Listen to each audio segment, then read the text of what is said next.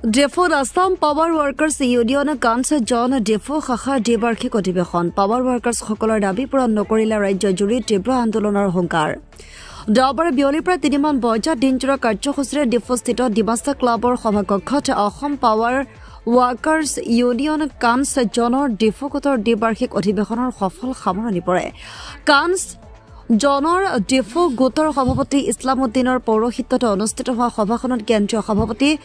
সোখেন গগৈ কাৰ্যকৰী সভাপতি তৈলেন্দ্ৰ শইকীয়া উপসভাপতি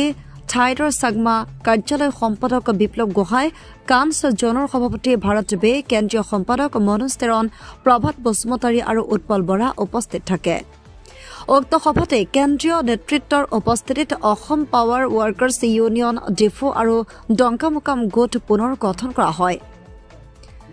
ডেফো গোটৰ ইছলামউদ্দিনক সভাপতি দীপজ্যোতি লেখথে আৰু ৰবিন সিনহাক উপসভাপতি আৰু আকিবুদ্দিন আহমেদক সম্পাদক হিচাপে লৈ 16 জনীয়া শক্তিশালী সমিতি পুনৰ গঠন কৰা হয় অধিৱেশনৰ অন্তত কেন্দ্ৰীয় সমিতিৰ সভাপতি সুখেন গগৈয়ে সাংবাদিকৰ সৈতে হোৱা বাৰ্তালাপত কয় যে আজি দ্বিবাৰ্ষিক অধিৱেশনত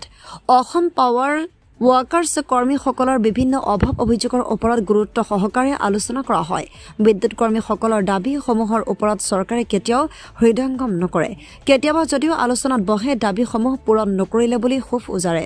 আনহাতে মৰণপণ যুঁজ দিও আউটসোৰ্চ বিদ্যুৎ কৰ্মীসকলৰ চাকৰি নিয়মীয়াকৰণ কৰিবলৈ দাবী জনাই সভাপতিগৰাকীয়ে অন্যথা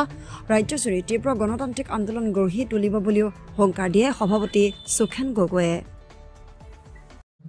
প্ৰথমতে মই আপোনালোকৰ সামাজিক মাধ্যমক প্ৰথমে ধন্যবাদ জনাইছোঁ আজি আমাৰ অধিৱেশনখনত আপোনালোকে উপস্থিত থাকি আমাৰ যিখিনি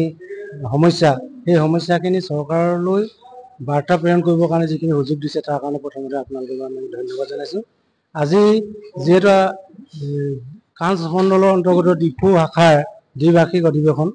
এই অধিৱেশনত আজি আমি ইতিমধ্যে কেইবাটাও প্ৰস্তাৱ গ্ৰহণ কৰিছোঁ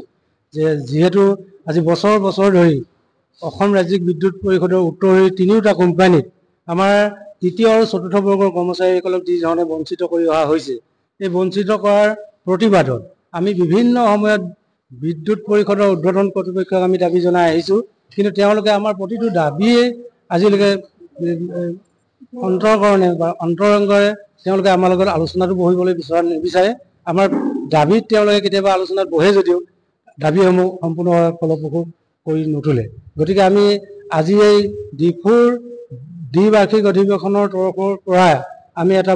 বাৰ্তা দিব বিচাৰিছোঁ বিদ্যুৎ কৰ্তৃপক্ষক যে আমাৰ যিখিনি দাবী আসাম ষ্টেট পাৱাৰ ৱৰ্কাৰ্ছ ইউনিয়নৰ যিখিনি দাবী এই দাবীখিনি অতি সোনকালে পূৰণ কৰক অন্যথাই কিন্তু আমি সমগ্ৰ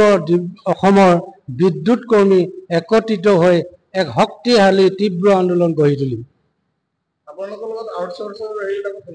থাকিব নিশ্চয় কাৰণ আউটসোৰ্চ আমাৰে এটা আমাৰ যিহেতু তেজমঙৰ ভাতৃ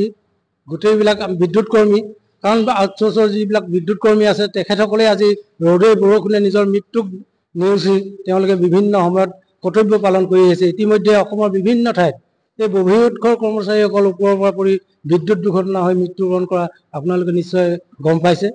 তেওঁলোকেতো একোডাল নাপায় গতিকে আজি যোগেদি আমি বহিঃউৎসৰ কৰ্মচাৰীসকলক আউটসোৰ্চ শব্দটো একেবাৰে উঠাই সম্পূৰ্ণভাৱে তেওঁলোকৰ নিয়মীয়া